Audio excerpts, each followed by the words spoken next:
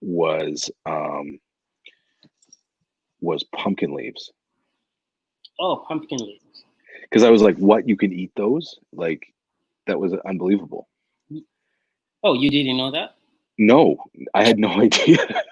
Like, I had no idea. And like, that was like, wait, you can eat those? Like, that was really Yeah. cool. Try it. I know you Mhm. like it. Yeah, try Yeah.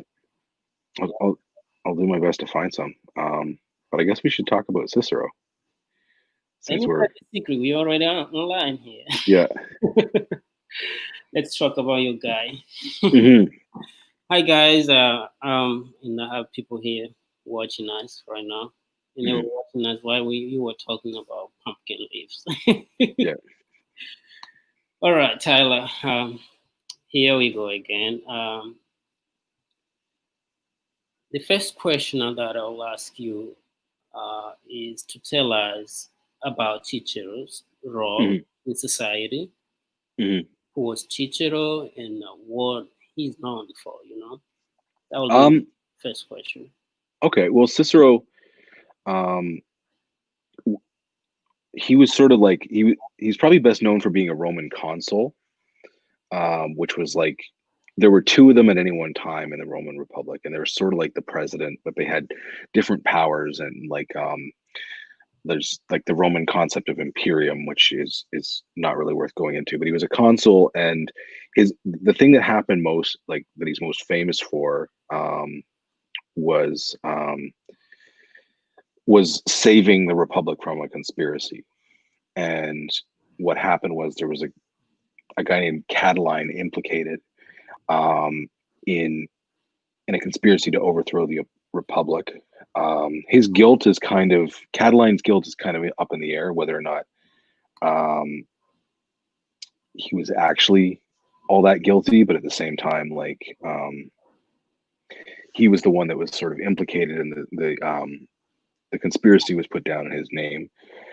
Cicero gave four speeches and swiftly acted, and actually acted a little too swiftly by executing the people from this conspiracy, and that came back to haunt him later in his career when Caesar, Crassus, and Pompey came to power in the first triumvirate. And what happened there was that Cicero's enemy Clodius passed a bill that made it so that everyone who had killed Romans without trial would retroactively be punished. And Cicero had done that to put down the conspiracy. He'd acted illegally in putting these people down. And so that ended up coming back to haunt him, and Cicero had to go into exile for that. Cicero's later life was usually arguing for the state of the republic, and maintaining Republican values in sort of an old school way against the growing sort of imperialism that was happening and the growing consolidation of power that culminated with the triumvirates and then like the Roman Emperor Augustus and all the civil wars that sort of came through that. And so Cicero, he he could have been a part of that first triumvirate with Caesar, Crassus, and Pompey, and Caesar had invited him to be the fourth member of it. And he turned it down because he thought it would undermine the Republic. And what actually ended up happening is that Cicero alienated a lot of his allies and lost his political power in that. And the rest of his life was sort of spent more on the sidelines than before, and much more alienated than he had been up until that point. Good. And Cicero's adhered to a moderate skepticism, right? Can you tell Ye- us more about that? the skepticism? Yeah, I mean, Yeah. and I think he went to Stoicism too, school. Yeah. So Cicero was sort of a pick and choose guy when it came to his philosophies, and the reason for that was that like he grew up in the Platonic academic school at that time, which Yeah, had evolved into a skeptic school, which didn't really like it had its vague sort of Platonic metaphysics, and in that they took a very skeptical view to any philosophical position and sort of identified flaws with it. His approach to his approach to Stoicism came about because he believed that the idea of like academic skepticism wasn't conducive to politics or law, and that Stoicism as a school believed that like people are supposed to engage in politics, and they're supposed to be that's one of the natural states of humanity, is to be actively engaged in politics and actively engaged in sort of civic duty. And so that those ideals, when it came to political policy and the way that Cicero acted in public, he ended up being a lot more stoic in those ways than he otherwise would be being an academic skeptic. And so, like the academic skeptic side of things, you see in his philosophical works like De Finibus, on the ends of good and evil, and then like he's got his Academica and the Consolation of Philosophy, which is, I believe, mostly lost. But he wrote that to sort of console himself on the death of his daughter Tullia. And what was interesting about that was he he he went to his friend Atticus and he read all of Atticus's works on philosophy to find anything he could find to sort of console himself. And so Cicero was very much about using philosophy to his own ends, be them political or personal. And for some people, that's actually like, and especially recently, has been seen as a fault in Cicero, because he'll just pick and choose and blend philosophies as he sees fit. Um, and that can be very frustrating from like the classical scholar point of view when you're trying to figure out, well, what is Stoicism, or what was Stoicism back then, and how did, like, what does that purely look like? Because Cicero is a very poor source for that type of studying. Good. He wrote De Republica. Yes. Okay. Can you relate that to our political environment today? Well, De Republica, he is the work. It's very fragmentary, and it was recently discovered in like the Vatican in the 1820s. And it that and De Legibus are the in De Republica. De Republica. In the De Republica, he's describing the ideal state. Gotcha. It's sort of very much like Plato's Republic, or like Aristotle's Politeia. They discuss constitution, and De Legibus, he just discusses ideal laws. And Cicero, being a Roman, has very Roman ideas about that. What I would actually say is that Cicero's political career is much more relevant to what's going on today, especially in the United States and to a lesser extent in Canada, in that there is increasing factionalism, and there's increasing sort of popularism, and I guess populism is the right term, not popularism, and that is culminating in a strange consolidation of power that wasn't really indicative of our previous democracy. And I found like his speeches on the Catalanarian conspiracy very, very relevant. I found his Philippics, which are speeches against Mark Antony, very relevant to now, because it's criticizing the actions of politicians, doing unprecedented and unconstitutional things, with a widespread support from the people, in a very factionalized and divisive way. And so I find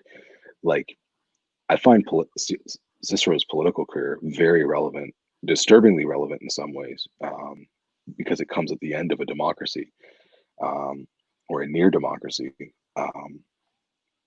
in a way that's paralleling, hopefully not the end of our own democracies and the state of the world today. I must agree with the Commonwealth thing, right? Because that's what he needed. He was some sort of good guy, and no wonder why they beheaded him. That's what happened to him, right? Yeah, he was. If I'm not mistaken. Pardon? Was that Mark Antony who ordered to? Yes. Yeah. Okay. Yeah, and probably directly due to his Philippics. He wrote 14 speeches against Mark Antony, and he pulled no punches. Um, in a way that no one had that kind of political freedom of speech ever again. Like I would say, up until the current time, no one has ever been able to criticize a political enemy with such force and vigor as Cicero did, and that that those speeches marked an end to an era. And yeah, he was beheaded, and his hands and head were nailed to the curia, and I think Mark Antony's wife like got his tongue and stabbed it with a hat pin or a hairpin or something like that Yeah, as revenge against it as speeches because yeah he com- he had a lot of political enemies, and when the protection of the big guys like Julius Caesar was gone after his assassination and his alienation because of um, Cicero declining stuff, like he was a very exposed man for his beliefs. yeah. Wow, I was reading a comment, but it's in Portuguese. Yeah. Actually, my other language, so I don't think. Mhm. So, how is his philosophy then? Informed his political and legal career. I think he Um. the Regis. Is that how you pronounce that? The Legibus, the Legibus. Oh, Yeah, the legibus. Yeah. Legibus. On the laws. Yeah. Man, Um. I'm lost. I don't know Latin. That's Well, so there's the fact that like I struggle with a lot of Latin terms too, just because like English is notorious for pronouncing every single syllable of Latin incorrectly. yeah. And I learned Latin before I learned a lot of like the English words, so it can be just as bad for me. Just because I was trying to figure out today how to say like a curel edel, and it's supposed like in Latin it's in idoles, and yeah, I can't. I was like, I don't know how to say this word in English. I better learn just to make sure that But his to The get back to your Legibus, point the about Legibus, yeah. yeah, So um, his philosophy and yeah, his political career and legal. He was a lawyer, right? yes, he was, yeah, and that's how he got his start. And so what I would say is that um, Cicero's philosophy, because he was an academic skeptic, it was very like that was probably an ideal position for him because he was able to pick and choose ideologies to suit his purpose in political discourse and in legal discourse and in personal actions. And so, but I also very firmly believe that Cicero thought of like politics and law as practical philosophy and ways to sort of act out ideology in a useful way. Mhm. And so, what I would say about that is that like you see his use of philosophical ideology in his speeches, and you see his use of philosophical ideology, like his goal with say the Tusculan disputations and De Finibus and all that was to popularize Greek philosophy because in in the Latin language because um, there was no Latin philosophy really. It was you were a Roman and you'd go to Greece or you'd go to Greeks and study philosophy because it was very much a Greek thing and it was always in Greek. And Cicero in De Finibus and also in the Tusculan disputations, he has to sort of justify himself to say, like, look, we need to translate this into Latin so that it's got a wider audience. And also because I think, like Cicero speaking, would say, I think that, we have better examples in our Romans than the Greeks do because we exhibit virtues, we exhibit all these things. And so his interest was sort of to root um, philosophy in Roman culture with those to further the political discourse. And also, I believe that his idea of an ideal orator and a speaker, which was fundamental to Roman politics and law, because there was no newspapers, and your ability to speak was your ability to promote yourself. Um, that was grounded in philosophy too. That like um, you had to have a certain kind of knowledge, and he speaks of Aristotle in the Tusculan Disputations as being sort of first to sort of blend philosophy and rhetoric when he heard, I think it was Isocrates' speeches, and sort of decided to meld those two as one thing. Because like Plato was very hostile towards the idea Mm-hmm. of like rhetoric and philosophy going together and believe one was better than the other. And so what I would say is that like Cicero, he philosophy was for him, it was like the art that encompassed all things, rhetoric, uh, logic, and and what we would consider like ethics and metaphysics all in one, and science even. And it was a grounding for him intellectually for his work. And what's cool about that for me is that like it's very much a fully fleshed out system, and it was a goal of being a more complete person, both professionally and personally. And you kind of see his relation to philosophy in a different light in his letters. Not necessarily the most complimentary light, because you see that he didn't necessarily believe everything he said or wrote, and he did it for a politically expedient way. And so sometimes he's using philosophical ideology publicly to achieve a certain political end. And like his philosophical works are definitely in that vein. Awesome.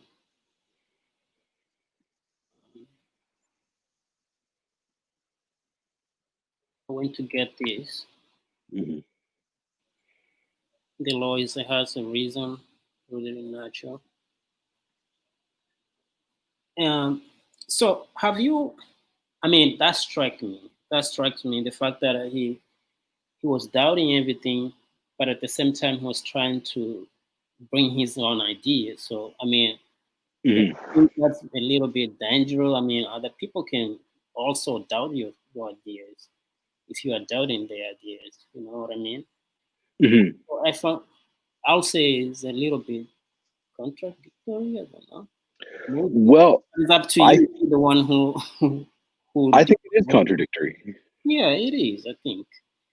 Um, so I think like the quote that's at the bottom of the screen right now is very very stoic in its character, and I think that for for Cicero, I think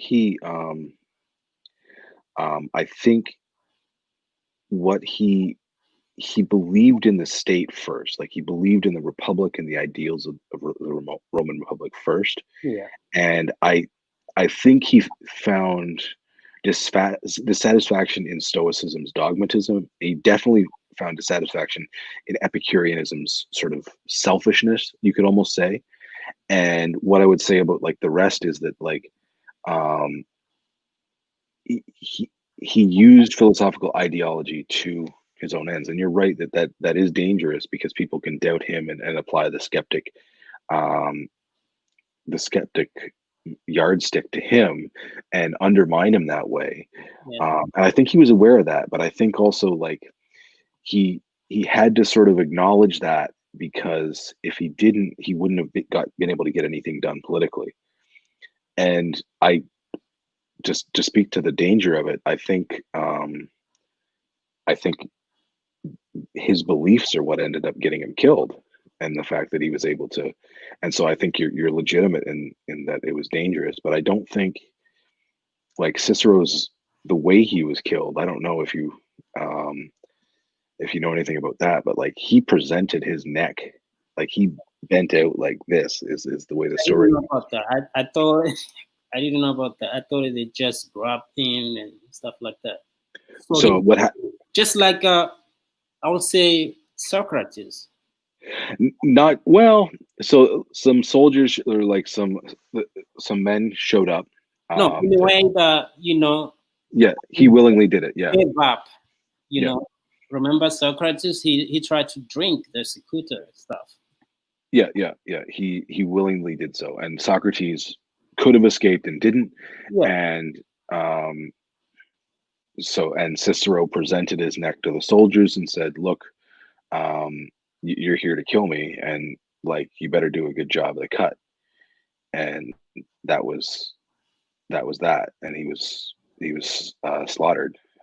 So I think he died for his beliefs, and so even though he was an academic skeptic, and even though um, I think there were beliefs there beyond that, and to be honest, some of them were personal glory. Like he was a little bit of a vain guy.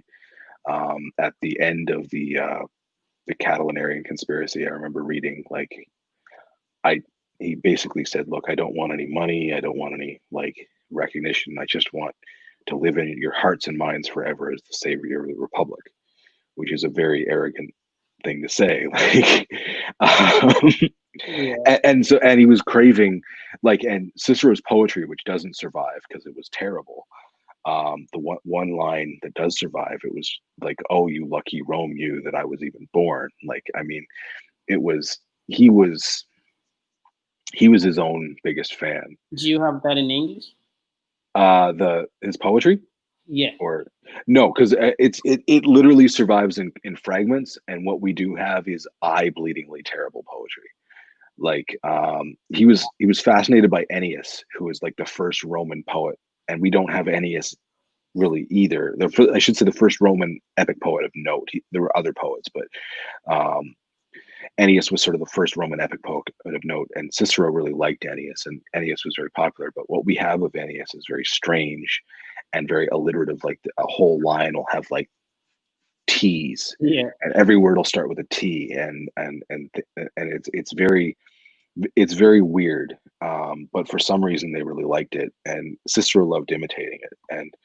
But it was Cicero's poetry was very arrogant, and Cicero too. Like for all that we're saying, he's died for his beliefs. He was this noble defender of republicanism. It was also very much about his career, and like he killed Catiline and the conspirators illegally because of his career. Like he wanted to be seen as that savior, and he did, and it came back to bite him in the butt. Like he literally was exiled by his political enemies because he killed a bunch of people illegally while he was in power. And like, I mean, So I shouldn't be sorry for him. well, I like him, but like so there's like the Cicero of his speeches and the Cicero of his philosophy, and then there's very much the Cicero of his letters. And the Cicero of his letters is not the same guy. And you see like it's like that scene in The Wizard of Oz where you pay no attention to the man behind the curtain. Like he's very much putting on a show, and he's very clear of his public image, and he's very clear about, like, he's a politician. He knows what he was doing. He knew how he was trying to present himself. He knew what to say to get the most people to like him. Like he was that guy. But behind that, there were beliefs. Like the right thing to do politically would have been to go with Caesar, Crassus, and Pompey and do that. Be a part of the triumvirate as the fourth member. Yeah. And he didn't because he believed in the Republic. So like, even though he was an opportunist, and even though he was a bit of a showman, and even Mhm. though he was a horse's ass, like he had beliefs, and he died for them, and you can't fault him for that. But he's he's strange because, like, I don't think in history, especially Roman history, there's any more figure that we can see in such sharp focus, because we have his personal thoughts, his public life, his public thoughts, and they all fit together. And then we can see from um, other sources, like Sallust wrote on the Catalanarian conspiracy, Mhm. and Caesar wrote on the civil war that led up to him taking power, and Cicero was present for all that. And so we can sort of corroborate Cicero's story against them, and what he presents himself as is not always the truth. Have you read Jacques Rousseau?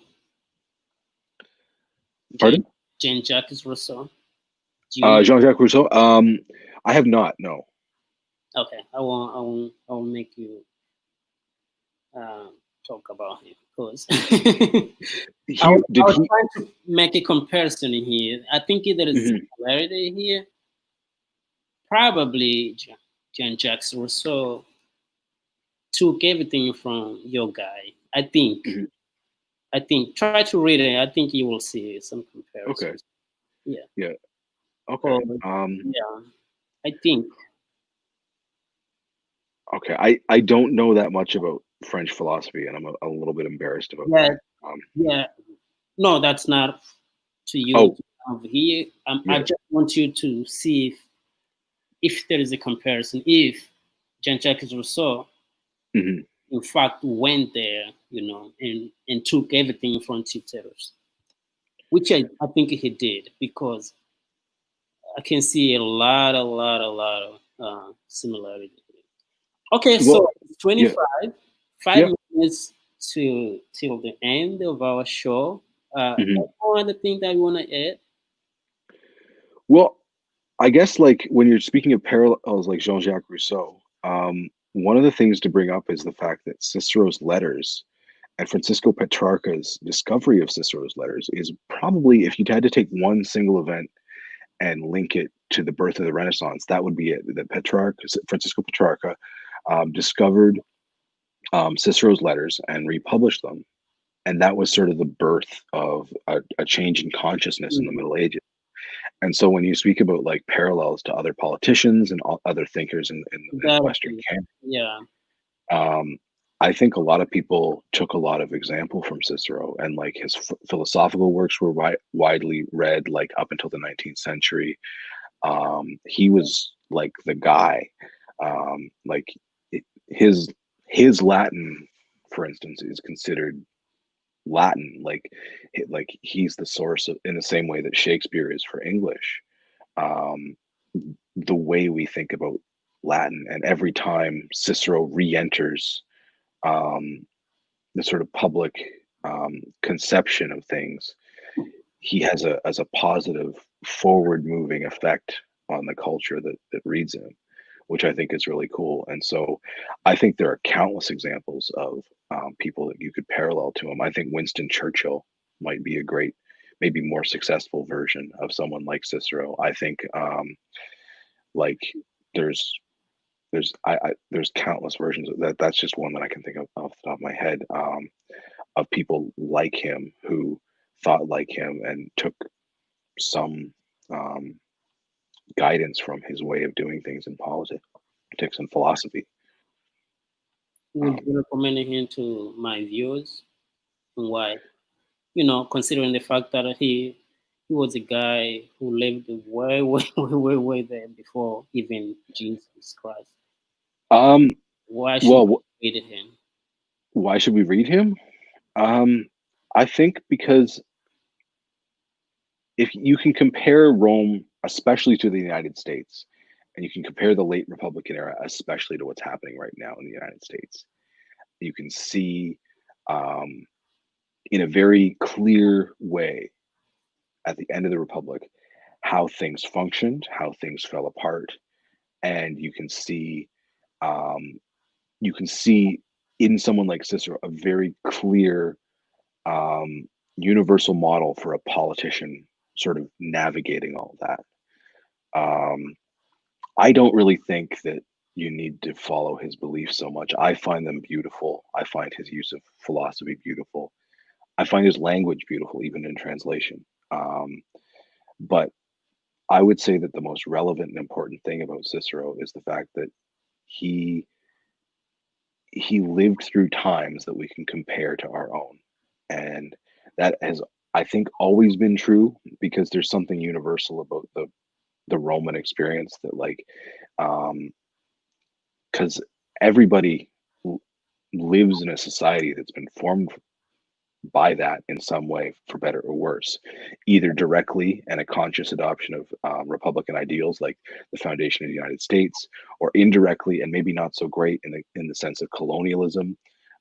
And colonial ideals are rooted in Roman Republican ideals and Greek philosophy and things like that. The way that we conceive of law internationally and trade and things like that, they're grounded in that. And so, for better or worse, the world that he lived in is now the universal human experience, in the sense that everybody has had some kind of Roman like experience. Like the distinction between civil law and criminal law is a fundamentally Roman distinction. Um, Political life is seen there in a unique way that, you know. Other historical empires have not had the same effect. They've had the same high culture, but because of a colonial European influence, Rome is the sort of, well, the word classic. It comes from the fact that on a ship, like a classe, um, there'd be a drum beater to keep everybody rowing the same way. And the reason why they call it classics is because they're the cultures that are the drumbeat of humanity. And the five classical cultures are Chinese, Arabic, Greek, Roman, and Sanskrit. And so I would say exposing yourself to those five cultures of the sort of old world are, you're exposing yourself to humanity. Well, thank you very much, Tyler. What are you going to be cooking today? Um, I'm not sure. I have to get the salami I made You, into the cheese cave, and then I saw that the other day. yeah, that's the biggest thing I've ever made, and so I'm gonna do that, and then I think I've got some beef shank that I'm gonna braise and turn it into like an Italian ragu, and then I've got some pasta I've made and dried over this past week, and I'm gonna have that sauce with the pasta, and we'll see how that goes. But I Good. haven't really planned it out. I just have things I have to do, I guess. Thank you. Thank you. It's always fun to talk and sit and yeah, Yeah. All right. yeah. That was it, friends. I hope you enjoyed. Like I did, it was wonderful. I learned a lot, and I knew I would learn a lot from you. You know, it's cool that you can speak. I mean, you can read from the source, like source. I like it. Translation. There is always something that is missed. Exactly. You know this as someone who speaks multiple languages yourself, like that you can't translate ideas. Yeah. So that's cool. Mhm. All right, Tyler. I'll Thank let you so much. Thank you. Thank you. Have a great day. You too.